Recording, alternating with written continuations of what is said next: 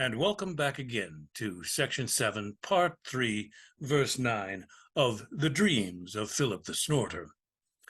As you remember from our last episode, Philip had snorted himself awake from a vainglorious dream of battle in which he had defeated the Turks, or the Horns, or someone like that, but at the cost of his loud and lauded nose, his hands, a somewhat valuable shield.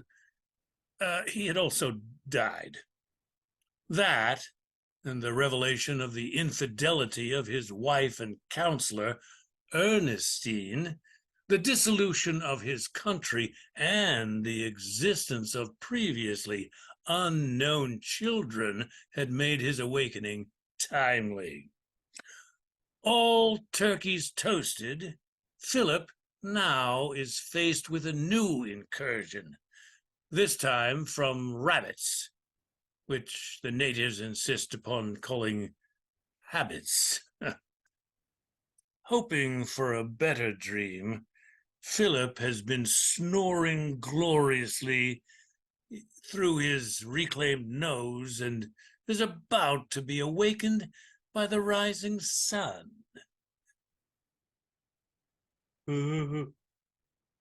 Ah, ooh, ah, ooh, ah, ooh, ah, ooh, ah, ah. Uh, uh, Ooh, mm, ooh, ah, Father, wake up! It is I, what? rising sun. What? Oh, oh, nay, give me no deja voodoo. And I know 'tis nearly noon, and you are my son by birth only, and by no name I call you. Father, you know I would but do voodoo well, and it is months since I have clabbered your What? closet. It is the halves, What? the children of my mother, who you do ill.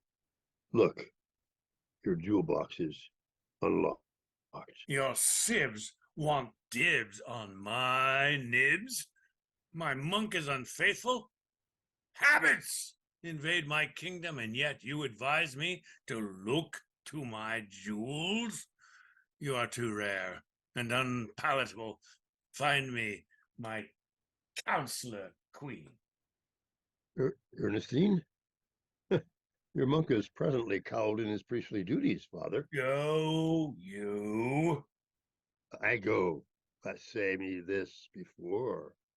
You, my father, have a habit of hating rabbits, until yet they romp nearly throughout the land. And I say, particularly in my garden, which is habitually habit proof, they drop trails oft taken for candy. I endure poopy pellets, even at my mealtime. They procreate like Father. I behold your monk has taken with the horns of late Charles, and though it is they who leash these rabbit habits upon us, she sits idly, not unaware. Beware. I did not snort this kingdom to be sneezed at.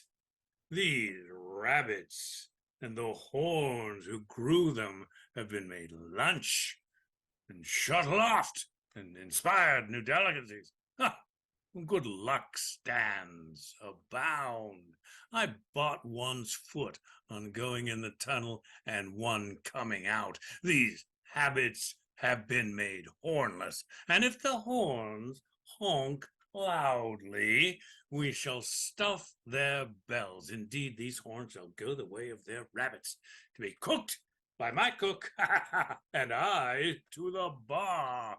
Shall we? Father, you, your resolve stiffens me.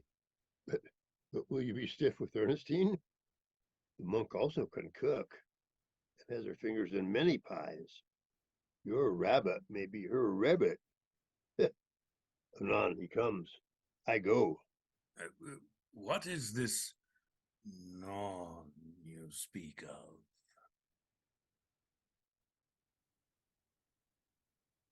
And thus ends episode 9 of The Dreams of Phillip the Snorter.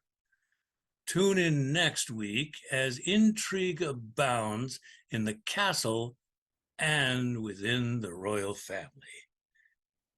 Till then, I'm A.J.K. Waterbottomley speaking.